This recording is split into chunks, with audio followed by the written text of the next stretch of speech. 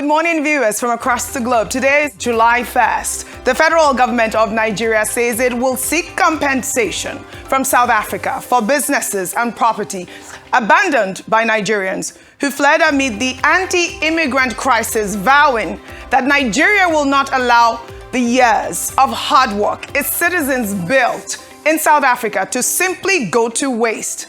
And the music world came together in New York City to bid farewell to legendary music producer Clive Davis, who passed away at the age of 94. He was honored at a private funeral attended by some of the biggest names in the industry, including Alicia Keys, Bruce Springsteen, and Jennifer Hudson. Let's dive right in. I am OjyOkpe, and this is what's trending.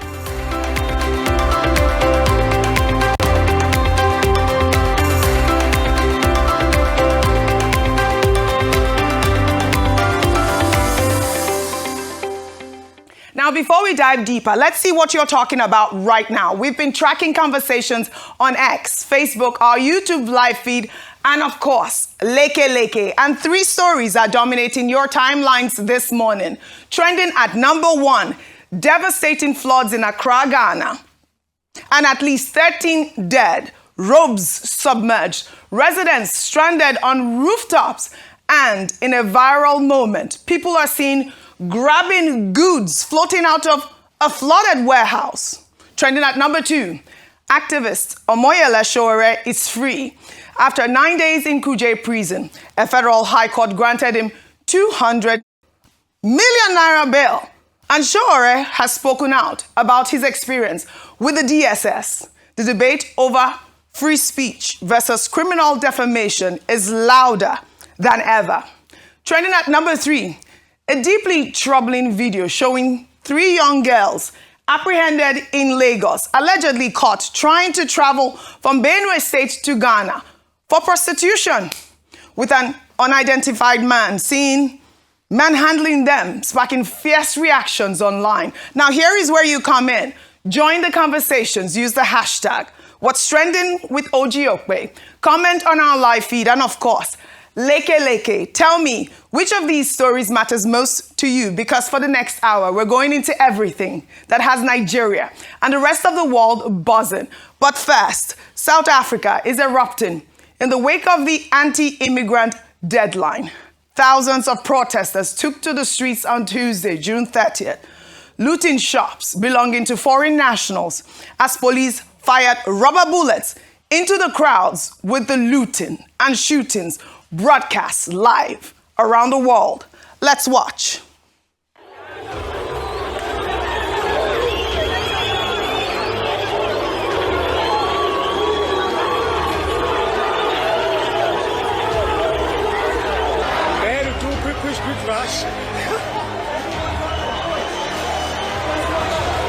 This appears to be people vandalizing, looting actually.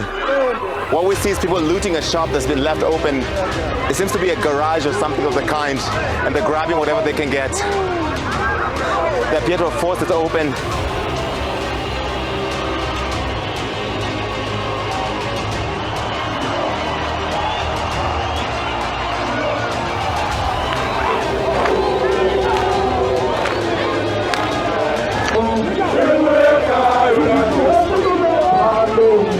My message I want to send to the government that they must stop taking us for fools, because, okay, we seem like we are evil, but it's the government that put us in this position, because you cannot allow so much illegal immigrants. Out of 30,000, that was in the only allowance, that was in Durban, only 100 was documented. So how can you allow that side? Government must take blame and must be arrested for allowing so much. And you know why they want to do this? Yeah. They want to replace us while it's Pila. They should have just killed us. The message remains the same. Anyone without documents and anyone without papers must go back home. Even my children, they have birth certificate. So no one must be in the country without papers.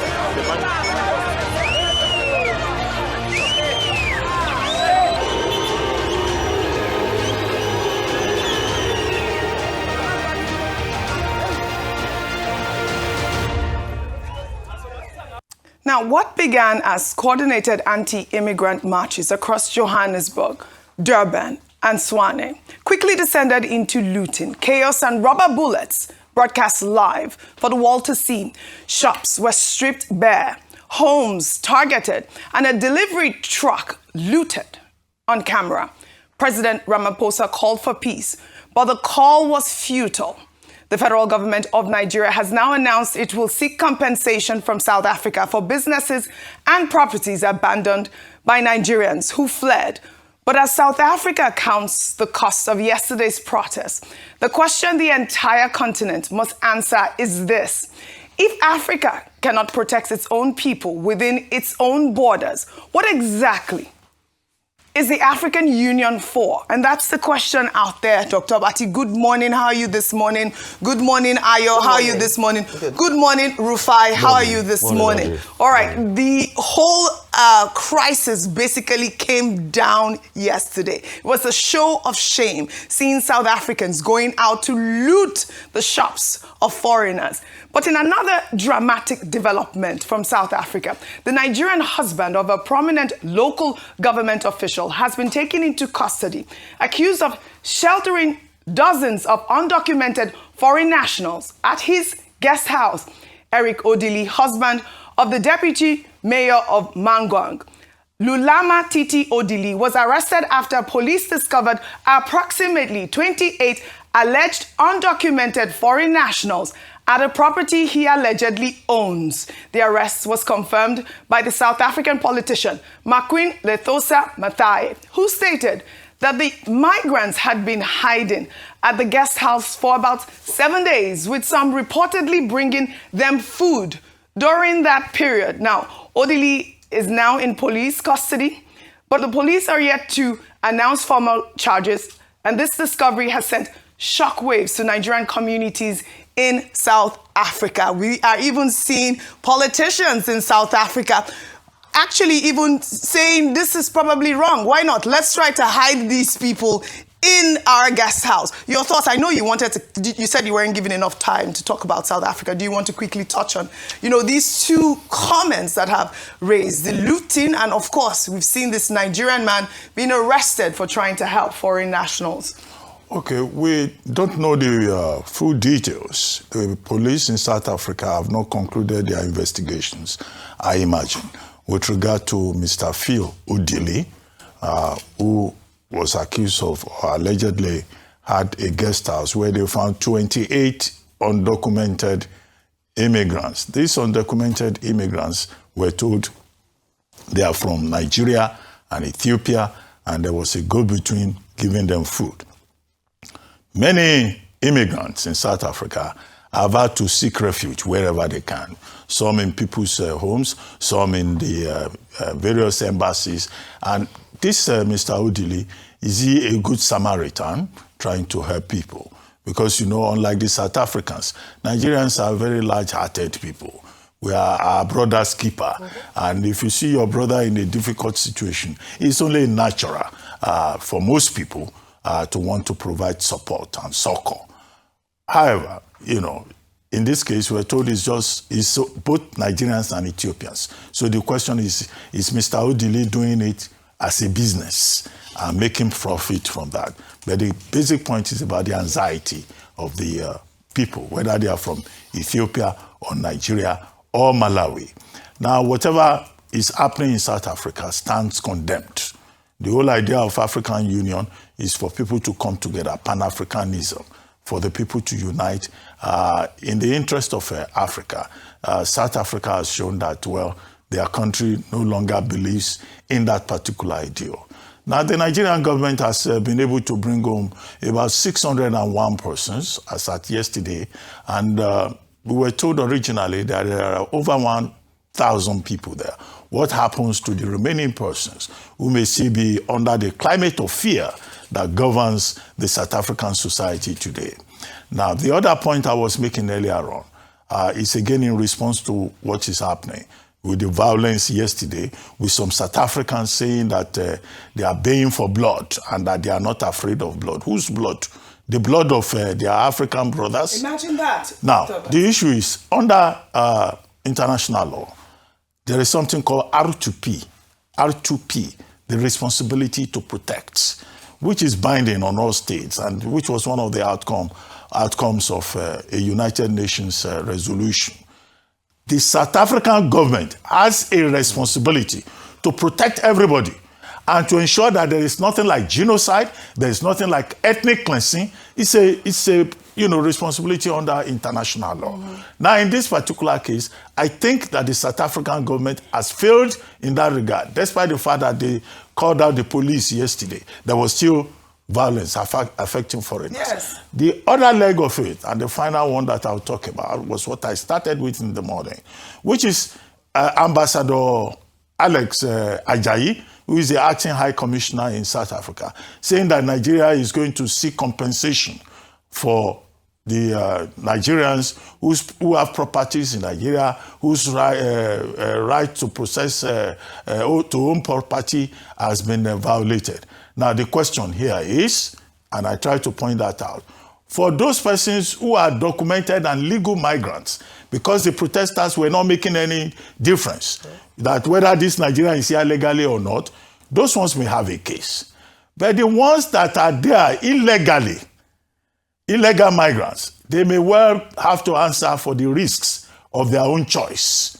If you go into a country and you are illegal, okay, would the courts in South Africa then say the South African government should compensate you? Because you cannot be asking for legal rights based on the illegality of your own actions. So that's the gray area in that regard. But I guess Ambassador Ajayi has a responsibility to look out for Nigerians, wherever they may be, whether in South Africa or the ones that are still stranded in India. Yes, really. I mean, the story continues. Like I said earlier, I thought it was a show of shame watching those stores being looted. I mean, Africa must unite. And reactions are trailing the release of activist and presidential candidate Omoyele Sowore after a federal high court in Abuja granted him a 200 million naira bail, freeing him from Kuje prison after 9 days in custody. The court restored his bail with two sureties. One, a traditional ruler from his community, and another who owns property in Abuja. Speaking after his release, Sowore spoke about his arrest and his experience with the DSS and the political terrain. Let's take a look. The person who started this whole thing, who was put in charge directly to do this, is the DG of DSS, Tosin Ajayi. So what is he going to investigate? He wants to tell you that he didn't know. I spent an hour in the basement. They held me to ransom at gunpoint after I was abducted from the fourth floor. And they forced me into an elevator, a judge's elevator, pointed gun at me inside the elevator. But when I got downstairs, I said, you people are foolish. You have done this before, it didn't work. Why are you repeating? But we're talking about zombies and people who are trying to impress those in power. If it was Atiku that was detained for political reasons, I will be the one leading the struggle here. Yes, sir. Yes, sir. If they did it to Peter Obi, I will be the one leading the struggle there. All of them are like, it's a Sowore now, yeah. No wahala. In fact, they didn't know that this legislation will come. I think it came the day I was also sent to prison. Yes, when I was sent to prison, some of them were rejoicing, then they registered their party. And some of them, they were sending messages to me in prison that Sowore, they have registered our party. I said, but I'm in prison. How is it that you trust a guy who's in prison to fight for you when you, who is free, cannot fight for yourself? Revolution now! Revolution now. Sowore must deposit his passport pending the determination of the case. And the DSS continues to prosecute him for describing President Bola Ahmed Tinubu as a criminal on social media, with Sowore pleading not guilty. 9 days in Kuje prison for a social media post. The debate over free speech versus criminal defamation is louder than ever online. And I'll take Mazi's post, Rufai, before I come to you. Mazi wrote, Sowore appears to be enjoying this kind of attention, while those in power seem arrogant and lacking in clear priorities. A government without focus is likely to become distracted by unnecessary issues instead of addressing the country's most pressing challenges. Our kidnapped students and teachers are still in the bush. Nigerians are hungry, dying from malnutrition, and taxpayers' money is being wasted chasing shadows. Nigeria needs a government with clear plans and a strong commitment to improving the welfare and security of its citizens rather than expending energy on matters of no national importance. I particularly liked that post on X as well. All of this is all politics. And like that post said, it's over 45 days now the kids are still in Ibadan. Yes. We live in a country, Oji, where politicians now aid bandits in pilgrimages. We thought when the man from Katsina was saying it, he was wrong, until the Minister of Interior said that they arrested some bandits when they were coming back from Hajj pilgrimage. All right? Mm-hmm. So when I was talking about state police, and I was saying that we live in a state where any criminal can just get into power and reverse all of it. Some people are already sending messages, why are you calling politicians criminal? I'm not calling them criminal. But look at it. Look at the cases of the frolicking with bandits and all of that. That one is not enough. We live in a society where there's a lot of pain, hunger, penury. Our citizens are being hurt in South Africa. We are struggling to bring them back home. That one is not the political. It's Sowore that is the problem because he called the president names. Like I said, I don't believe in name calling.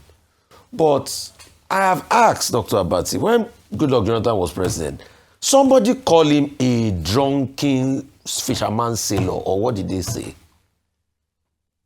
They didn't see. What's your all manner of names. In fact, people even carry his coffin, a mock coffin, when his mother is still alive. His mother saw those things. So it is all of this. And see the way they've been able to push over in. They quickly varied his bail. They did an arrangement to ensure they incarcerate the man. Is he not still out today? So what have they gained? When the nation has pressing issues. And Oji, we are in the same country where people that are truly being tried for corruption are moving freely around.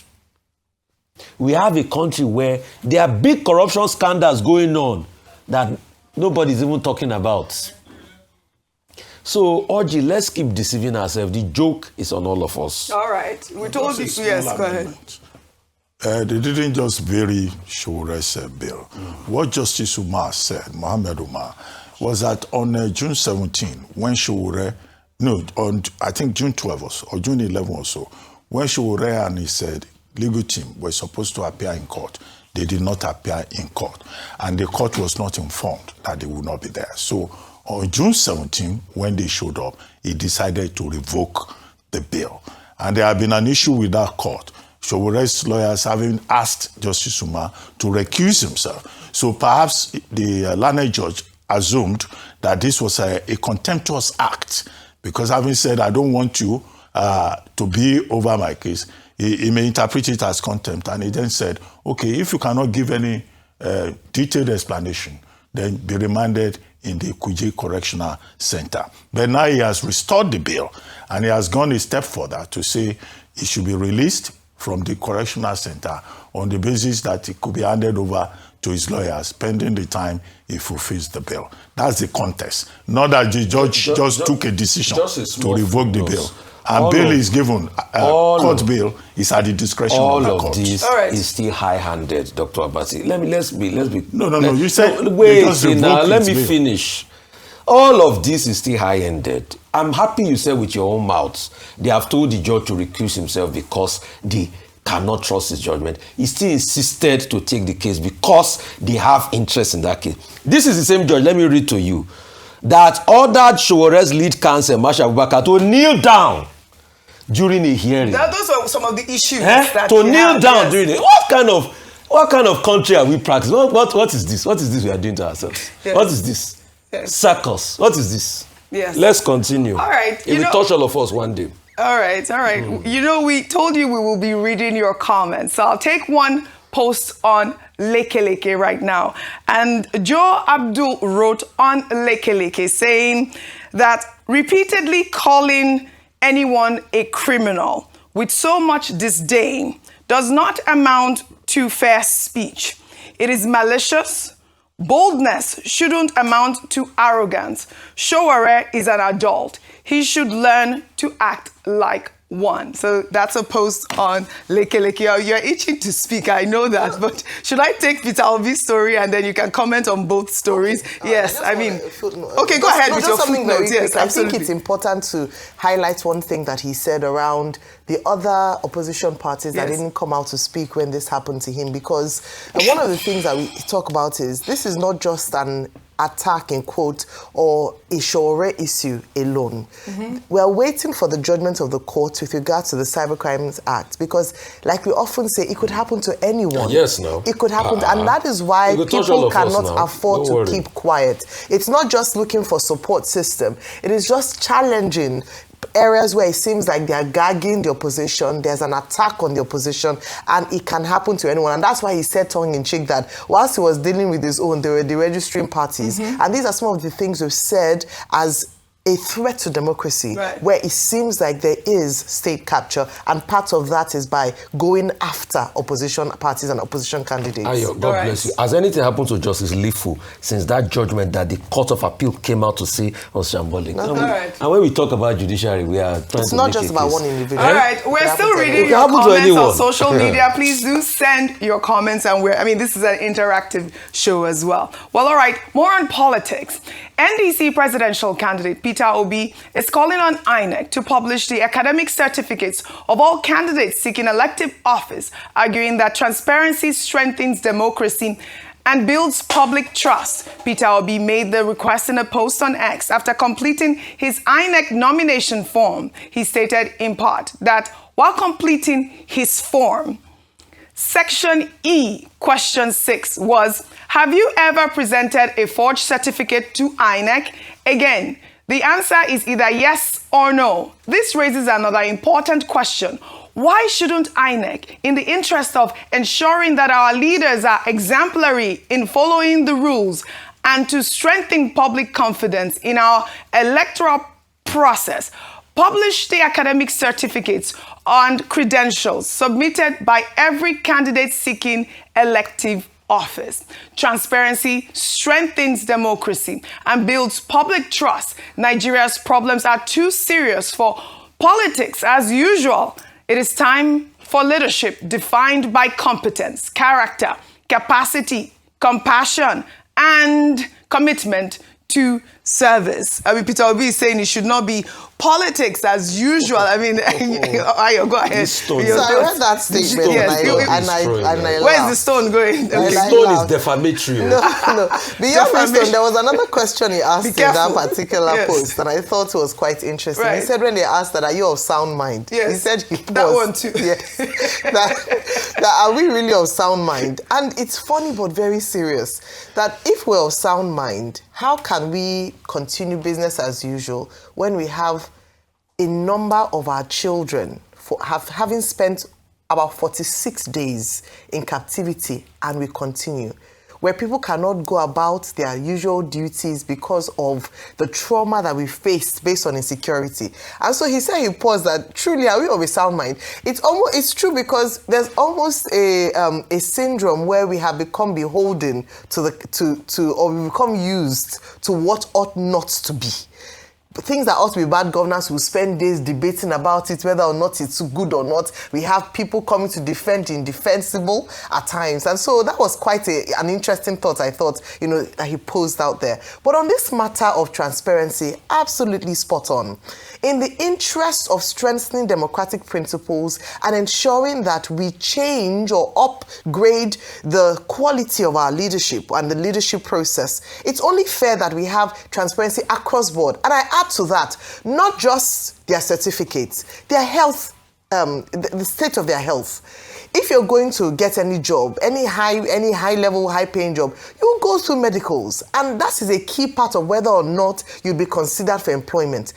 If we're going for the highest position, at least one of the most important positions in the land, the people deserve to know your academic credentials to let us know that, yes, you went to school, all the things that you're qualified to lead the largest black nation, and the largest continent, country on the African continent. Then beyond that, of course, is declaration of assets. Oh, gee, we keep saying that this person is donating this person has this amount of money. Where is the money coming from? And when you trace the person's background, the only thing they've done is politics. There's no family history of wealth. There's no inheritance that made you magically rich. So these are some of the things that if we're not serious about tackling, we're not going to be serious about the kinds of leaders that we have, and we'll continue to see the bottom barrel lead a group of people who are intellectuals, people who go around the world and do great things. Very important questions, and INEC has a case to answer. I guess it's the process, but I think that he's making valid points as to how to scrutinize the credentials of presidential candidates. Well, we'll head over to Delta State now, where reactions are trailing the not guilty plea by 5 dismissed police officers charged in connection with the extrajudicial killing of 28-year-old musician and delivery man Oghenemine Ogidi. The video of ASP Nuhu shooting Oghenemine handcuffed and pleading for his life went viral in April and shook Nigeria to its core. ASP Nuhu faces a charge of murder, and the other 4 officers were charged with negligent acts causing harm.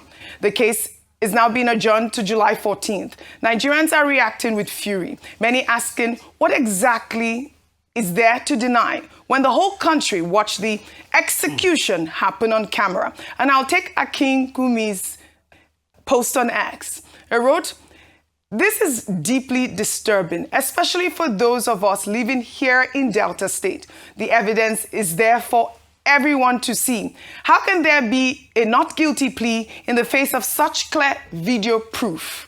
We need real accountability for this to change." And I'll tie in this story. In Abuja, a video that is stopping Nigerians in their tracks, showing a young boy appearing no older than 12 years old, endorsing jungle justice, has sparked fierce debate online. Speaking directly to camera, the young boy claimed that he witnessed a phone robbery that escalated into a stabbing and alleged that the police rescued the suspect instead of the victim and refused to hand him over to the crowd to be killed. Let's take a look. For that Salat side, the people come. The armed robbers will come, but see, the guy holding phone, like he wants to snap with person with his 16, but he holding phone for there. Now one boy start attack him, 2 boys, then they start to chuchuka something. And they collect the phone, they chuchuka something, they one run, they catch one criminal. Now the police tell the criminal, they say that police they be, they know one criminal is the criminal for us. Now they say that police they be, which police they be, what they know agree. And when they bring them, oh killer for no, they don't agree bring them. Now they say they be police. Now police they be. 2 things about this video are deeply disturbing and troubling. The first, the allegation that police protected a suspect over a stabbing victim. The second is a child openly calling for a man to be killed by a mob.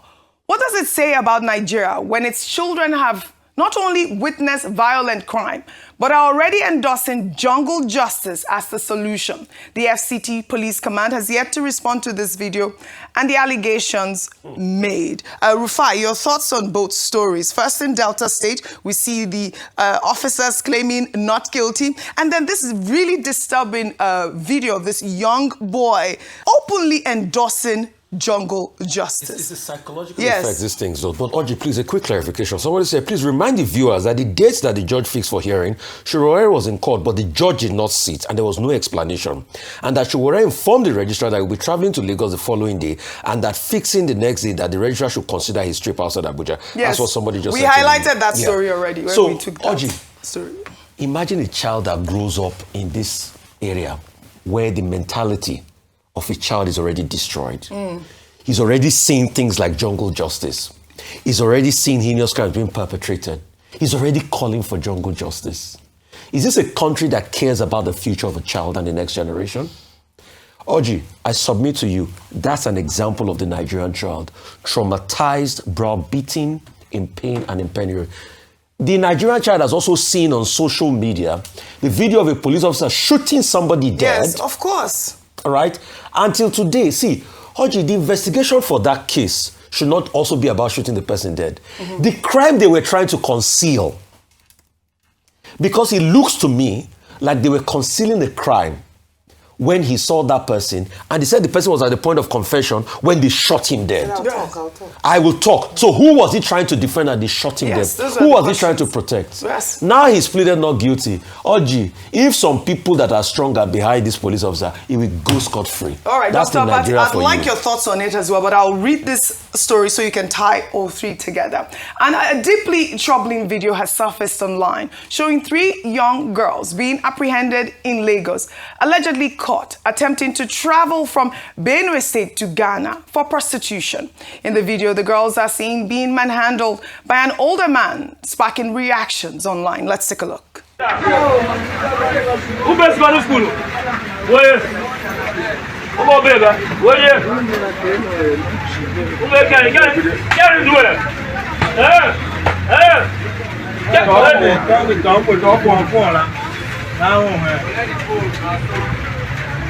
down, I go chop am. One way down, I want to. There's a screw. I want waka. You want waka, abi? There's a screw here. There's a sword. There's a screw. One more hand, I'm gonna give you 2 now. There's a screw. There's a sword. You write the exam. The sword don't come out. Now what you don't see? Don't you go to park whatever.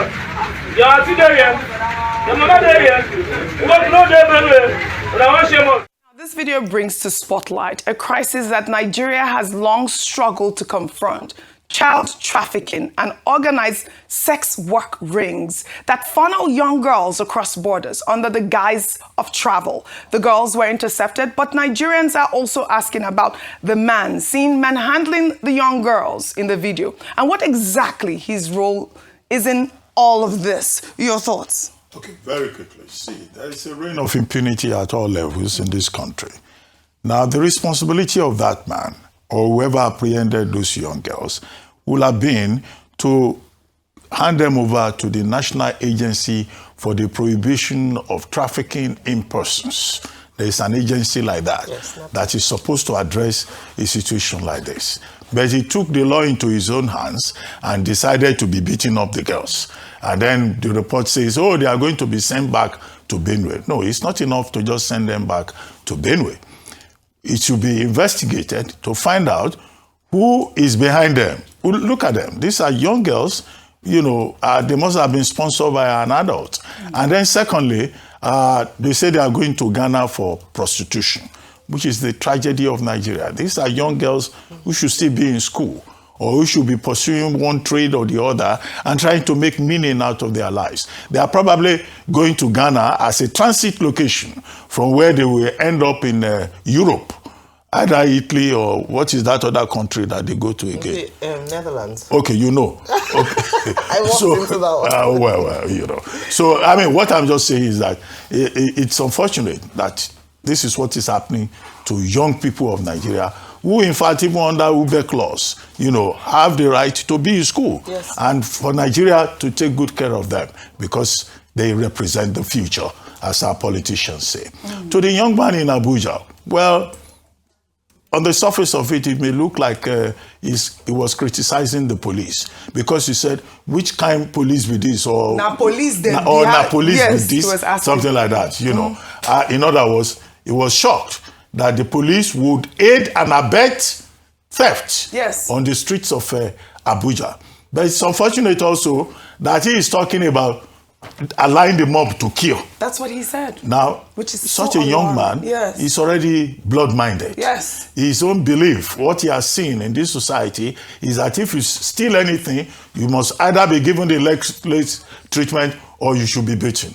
Now, that's an exponent of jungle justice. And third, at the time that incident took place, and given the way he looks, he should also be in school. And now he's become a street urchin. Right. The other one that you took about the killing of Oghenemine, well, I mean, it's normal for defendants in court to say we plead guilty.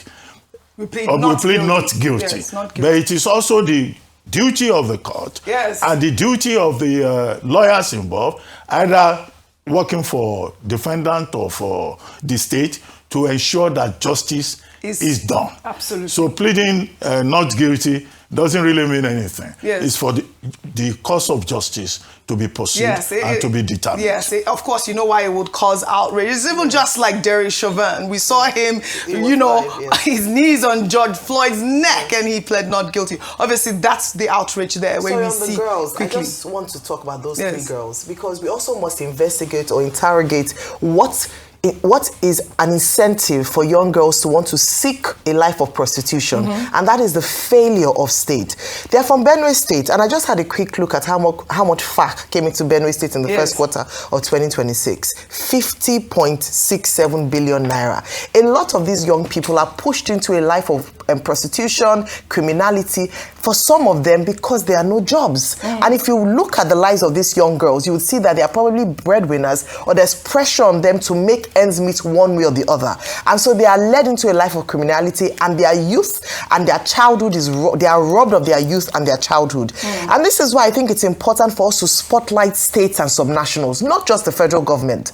The state has a responsibility for reinvigorating the economy of their state, provision of jobs. Some governors have nothing when it comes to ideas around economic activities in their states. And that's why there are some states that are peculiar or are notorious for exporting prostitutes to the rest of the world, just because in many of these areas they have failed their young people, and there are no jobs for them to be able to make ends meet. So whilst we condemn the actions and all, let us also find out why they are going, because if not, these are only the 3 girls they picked. There will be more girls who are looking for more routes to go out to get into prostitution. So let's solve the problem of poverty, of lack of jobs, to engage our young people in Nigeria. The poverty cannot be an excuse for everything. What happened to religious institutions? What happened to the family as a major foundational unit in society? Parents have abdicated their responsibilities. Religious institutions, only God knows how many children still go to Sunday school where values are taught and all of that. So it's a complex source of many factors. Part of that is one of the things that we the biggest problem is that we live in a society where parents themselves are children. Where parents themselves are children. I mean, also, this is what we're calling for, some sort of community engagement. We need to instill discipline in our children. Those sort of values that we all grew up in is almost lost in our Nigerian society at this moment. But, it's not all doom and gloom. We have 2 major operational successes for the Oyo State Police Command, with 2 abducted children rescued and 4 members of an interstate kidnapping gang now arrested. The command also recovered a cache of sophisticated firearms in a separate raid in Lagos. The raid took place in the Abuja area of Lagos State, where police recovered 2 Russian-made guns, a pump-action rifle, an English-made revolver, and 36 live cartridges. It's what commending the Oyo State Police Command, alongside Amotekun, local vigilantes and hunters who pulled this off. This comes amid growing concern over rising insecurity in Oyo's forest communities, particularly following the abduction of school children in Orire local government area back in May, who are still in captivity. So we know we need to hear more success stories like this from Oyo State particularly. Good news. Well, in another development, the General Superintendent of Deeper Christian Life Ministry, Pastor William Kumuyi, is urging Nigerians to seek divine intervention over the country's worsening insecurity, declaring that God is our problem solver. Kumuyi made these remarks in Government House Makurdi ahead of his global crusade in Benue State. Let's take a look. We know that when bad things happen, there are things that are responsible and people that might be responsible, but the people are not the solution. God is our problem solver. And when we hope in God and trust in God, having faith in God, our problems will be solved. Well, Kumuyi now joins a growing chorus of religious voices weighing in on Nigeria's insecurity, from Pastor Adeboye defending President Bola Ahmed Tinubu to Khan rejecting Trump's claims. And now Pastor Kumuyi is pointing to the heavens. I'll take a post on X. Justin wrote, unfortunately, God may not answer the prayers because other nations, including Israel, solve their insecurity challenges without asking him to help them. Instead, they use military technologies to deal with the causes of the problem. But to be fair, I keep coming back with these stories okay. about prayers and God is our problem solver. No, but to be fair on Pastor Fumi, what do you expect him to say? If I ask a DSS man, he will tell you the kinetic measure. If I ask CSO organizations, they'll tell you how you have to, the non-kinetic provide infrastructure. If you ask a pastor, what would he say? It's prayers now. That's his own contribution to the matter. So everybody, when you ask what's that traditional leader that said they should go and curse, what was that? Oba of Benin. He said that they were going to have a day of cursing. And I did say, and it's the same thing I would say to a lot of people who have influence and have the ears of the leaders, that in addition to prayers, the Bible says prayer without works is dead. Prayer is important. God answers prayers. But in addition to that, it's also educating their members, and also where they have influence to speak to the ears of leaders, to actually speak truth to leaders. That's also what we're enjoining them to do. You know, I like to bring this prayer devotion. Overburdening God. They are blackmailing God. Let Nigerian leaders and citizens, both ways, let them do what is right. This is it. And they will give God less work to do. Correct. Yes, God is omnipotent. Correct. God is omniscient and all of that. Correct. Every little thing, we blackmail God. Correct. Is it not the same God that solves problems in America Correct. and in the UK? I wonder, his own contribution is prayer. But I like to bring this prayerful story that this early morning devotion. Stop blackmailing God, basically. I hope nobody will start talking about organizing night vigils to pray to God because of insecurity. They are doing it. They've been doing it now. We have been advising that people should be careful about night vigils. You see the risk we take for Nigeria's growth? That is the risk you're taking. Well done, Ayo. Well done. When bandits come at night now. Let us pray. We will pray when they come at night. Father, please do not allow bandits come and kill us. I told my producer that Rufai was going to pray on set today. Father, King of Glory, please. Annie, I hope I told you that. Kill bandits, kill insecurity in Jesus' name. Amen. I told you Rufai was going to pray, Annie.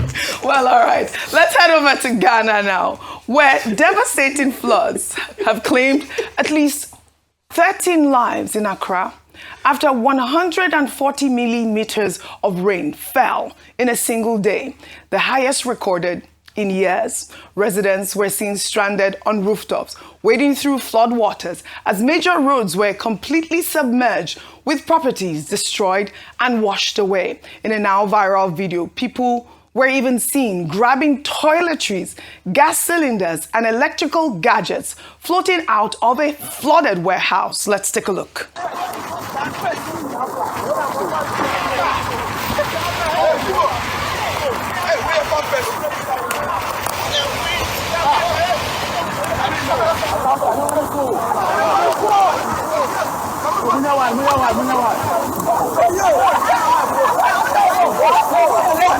Hey, careful,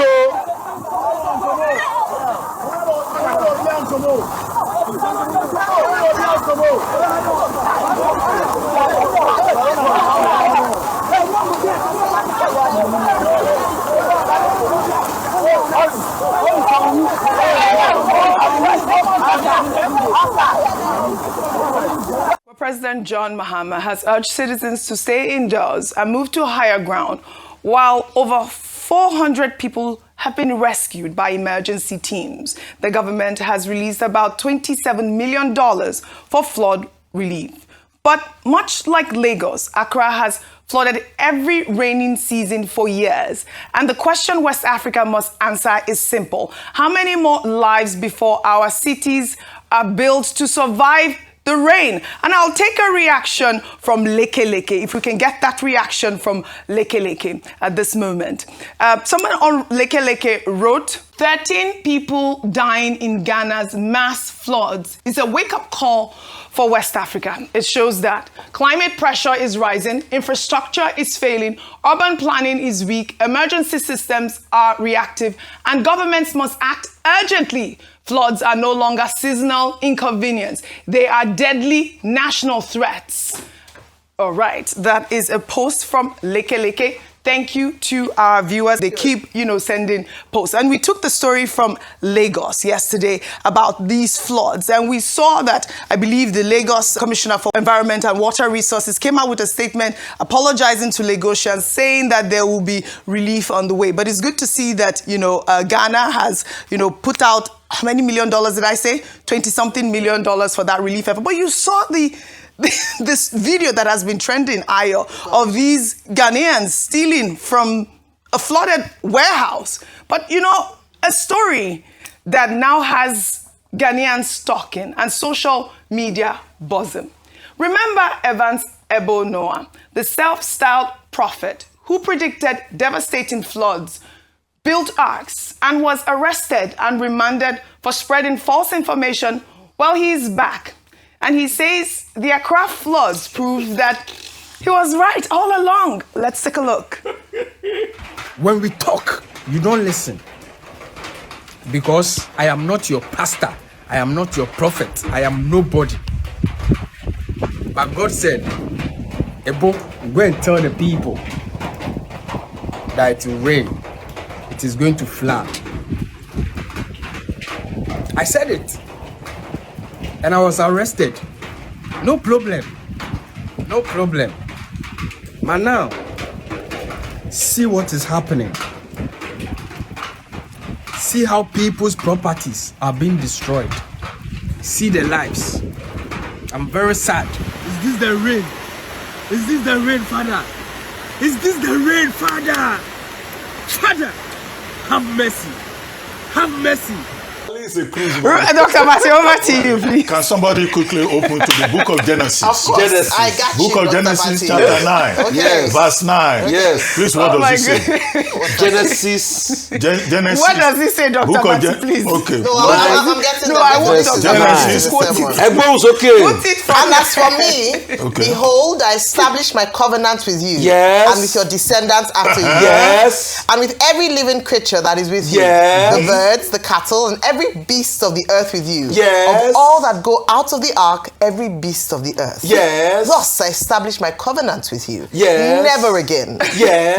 Never again. Yes. Shall all flesh be cut off by the waters Waters of the flood. Never Yes. again shall there be a flood to destroy the earth. In Genesis 9, verse 9. Okay. If you go Oh for my that, goodness. in verse 11, Okay. but we don't have time for verse No. 11, Verse but you 11. can check it.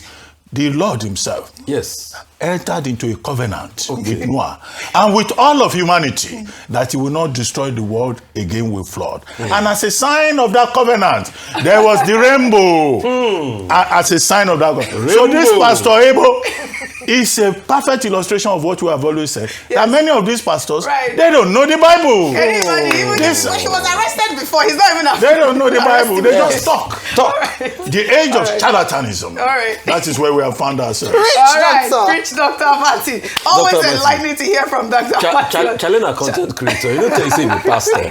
Challenge don't tell you say be pastor. right. Na content All creator. right. You don't tell you say be prophet. All right, very well said. Age of charlatanism. Now under Milestones. Today we celebrate veteran journalist, administrator and public servant Tunji Bello, who turns 65 today, July 1st.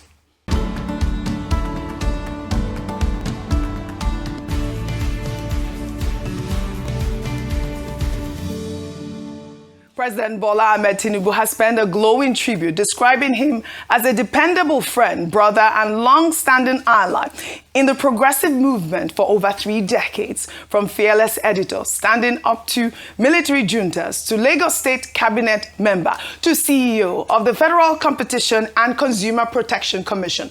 Tunji Bello has worn many hats with distinction. He was also chairman of this day's editorial board. President Tinubu recalled pulling him from his editorial desk in 2003 to help transform waste management in Lagos, and successive governors retained him because he was simply too good to let go. Happy birthday to you. Happy birthday to you. Happy birthday. Happy birthday to you.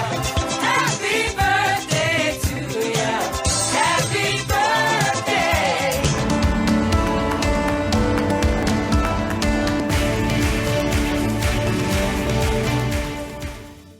a journalist, a statesman, and a servant of the people. From all of us at Arise News, we wish Tunji Bello a very happy 65th birthday. Huge congratulations. He is also part of our team, will always be part of our team. Congratulations to Tunji Bello. We had our entertainment story, Arya Star shaking it for the 50th celebration of Seychelles. Congratulations to Arya Star as well. And on that note, I'd love to thank you all for your great analysis, as always, on What's Trending. Well, that's all I have for you on What's Trending today. Here we have Rhythm and Blues from Arya Star in celebration of her sachet in Whining like tornado. Whining and tornado. Whining like tornado. All right. Enjoy Rhythm and Blues, and I'll see you all tomorrow.